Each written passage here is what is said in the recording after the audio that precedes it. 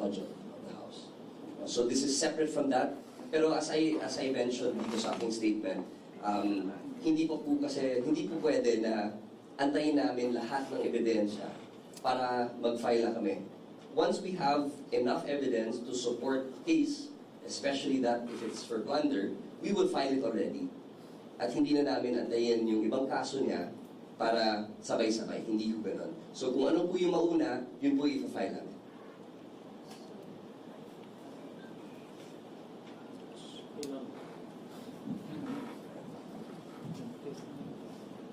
Sir, nasa naman? Microphone. Sorry. Val Gonzales po din siya is hanggang kailan ho siya binibigyan si dating Speaker Martin Romualdez ng pagkakataon to submit as counter evidence? Well, that will depend kasi kakasabit lang po ng fact-finding teams natin ng complaints sa preliminary investigation. Ang proseso ho doon, yung officer in charge doon sa preliminary investigation ay magbibigay or mag-issue ng order to file counter affidavit. At doon po natin makikita yung date. Hindi ko pa nakikita po yung order to file counter affidavit. Pero malamang po sa hindi, it will be issued sometime this week. Thank you po. Sir Glenn, DCWB. Sir Glenn Wegon, DCWB. Sir, siguro ang tanong lagi ng mga kababayan natin, kailan kaya talaga ito? Kailan ito matatapos? Kailan ito ma-file? Kailan itong magkakaroon ng desisyon dito sa kaso na ito? Well, the new rules provide for a 60-day period for preliminary investigation to take its course. So from the time na sumagot po si former Speaker Romualdez sa complaints laban sa kanya, we can expect that the resolution would come out in a reasonable amount of time. Pero itong pag-file po ng complaint from FF finding to the preliminary investigation team sets that ball in motion already. So time periods have to be followed. Wala na pong preno-preno dito dahil tumatakbo na po yung panahon para sumagot at ma-resolve yung kaso. Salamat, sir. Isa pa rin ho dun sa inaantabayanan ng publiko ay yung iba pang mga pangalan na nabanggit na rin ni Ombudsman Remulla before, like Senador Joel Villanueva, Senador Chis Escudero. Kumusta po yung mga kaso against them? Well, kagaya po ng sinabi ni Ombudsman, tuloy pa po yan. At yung mga kaso po na yan ay, well, for one, yung kay Senator Joel, hindi po sang-ayon yung ating mga investigador doon sa findings po ng Department of Justice.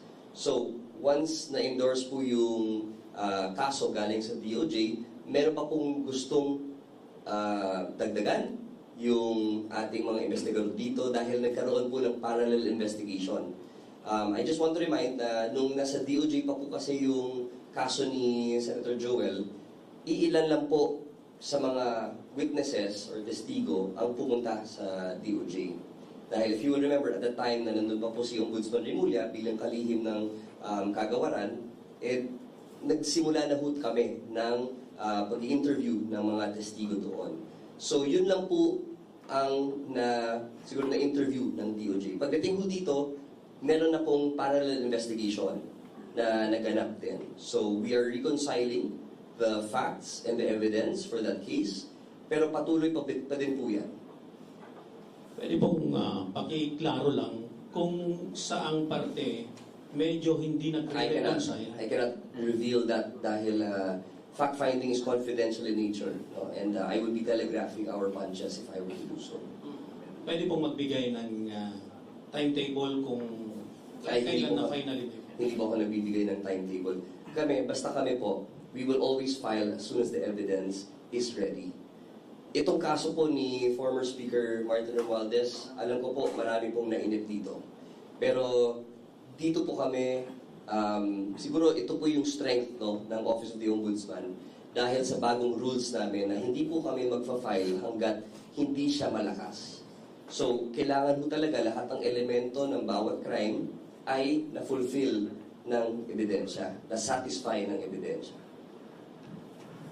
Sir John Rees po from Abante. Sir, question lang po, aside po kay Zaldico, meron pa po bang ibang co-accused si dating House Speaker Romualdez, and ilan po sila, if possible, malaman din kung sino-sino? Thank you.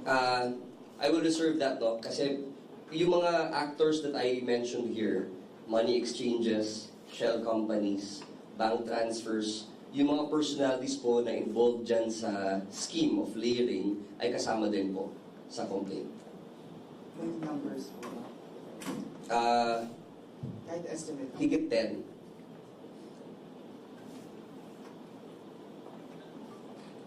Sir, dun sa attempt to leave the dating Speaker Martin Romualdez, can you expound on that, sir? Ilang beses siya nag-attempt and ano yung mga move na ng Office of the Ombudsman in this?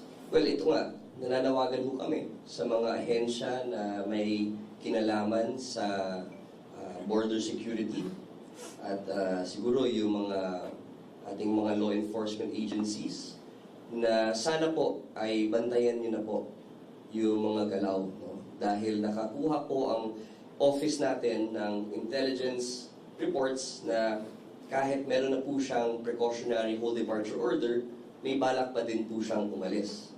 And sa amin po, dahil matagal na naming ini-investigate itong kaso na ito, matagal na naming gustong i-file to actually, although of course we had to let it go through the proper process, the right evidence gathering, at nandito na tayo sa punto na ito, sana po hindi masayang yung ating trabaho at ating effort dito. So kaya namin siguro nire-remind yung ating law enforcement agencies, pati na rin ang ating border control, to please watch out dahil malamang sa hindi niyan, lalabas po siya sa informal channels at hindi sa formal borders natin. May PhDO na siya. Ibig po sabihin yan, hindi na po siya makakaalis gamit ang ating mga normal or formal borders. Airport, seaport. No? Pero itong intelligence ko natin, kailangan bantayin lahat. No? So we really hope, no, na itong mga border control agencies, pati na po yung law enforcement agencies, could be on top of this. Sir, mahirap ba if in case man na makaalis si dating Speaker Martin Romualdez, ano na po yung mangyayari dun sa mga PI level na complaints sa kanya dito sa Ombudsman? Sa preliminary investigation stage po kasi, pag hindi po sumagot ang isang respondent, ibig po sabihin, parang niwe-waive na po niya. Actually, niwe-waive na po talaga niya yung kanyang karapatan para sumagot at maghain ng counter-affidavit na ang nilalaman po niyan ang kanyang depensa. No? So, we will have to resolve the case on the basis na lang po dun sa allegations sa complaint. So, wala na po siyang chance to defend himself in this forum.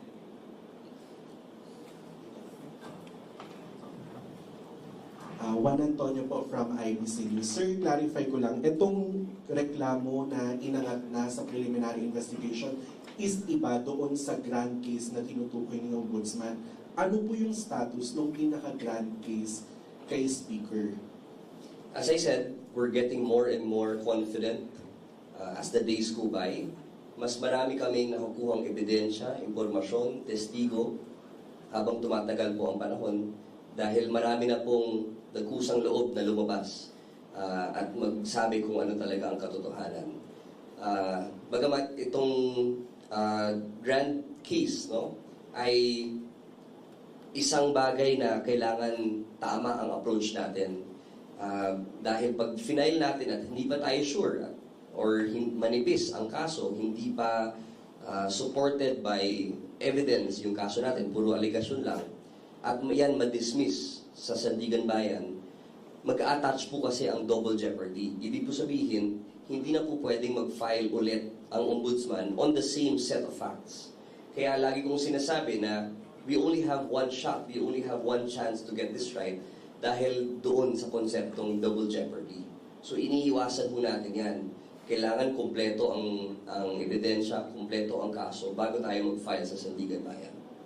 Okay, and clarify ko lang po, itong inangat natin sa preliminary investigation, yung pinaka-nature ng reklamo ay nanggaling po sa testimonya ng mga bodyguards na nagpakilala mula kay Zaldico? Opo. Explain ko rin yan. No? So yung 8 na former security personnel ni former Speaker Romualdez, yun ang naging starting point po natin. Nung nakita natin allegations at na-identify or na siguro napansin ng mga investigators na consistent po at categorical yung mga sinasabi nila, nag-investigate pa sila ng mas malalim para i-verify ho yung mga sinasabi ng mga ex-bodyguard or ex-security personnel ni Zaldico. Nung ginawa nila yon, mas marami pa silang nakuhang ebidensya na sumusuporta dun sa mga sinasabi ng ex-bodyguard or ex-security personnel.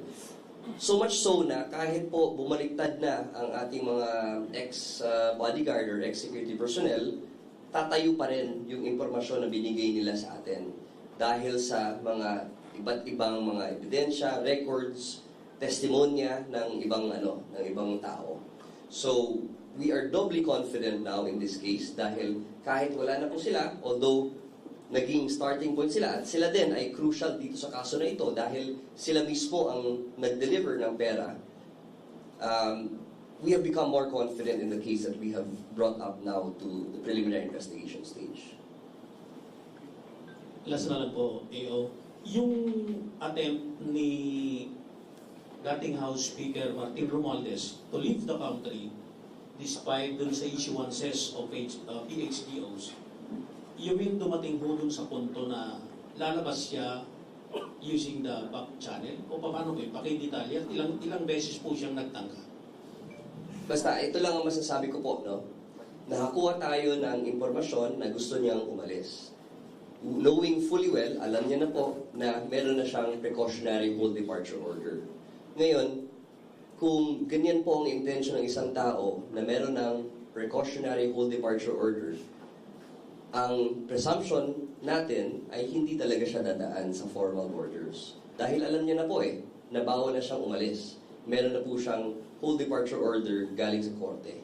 So, hindi naman siguro siya susubok pa sa formal borders natin dahil haharangin talaga siya. So, na-cover na natin po yung ating mga formal borders at alam niya na po dahil yung mga representatives niya ay nandoon naman sa Sandigan Bayan para ipaglaban na hindi sana ma-issuehan ng PHDO.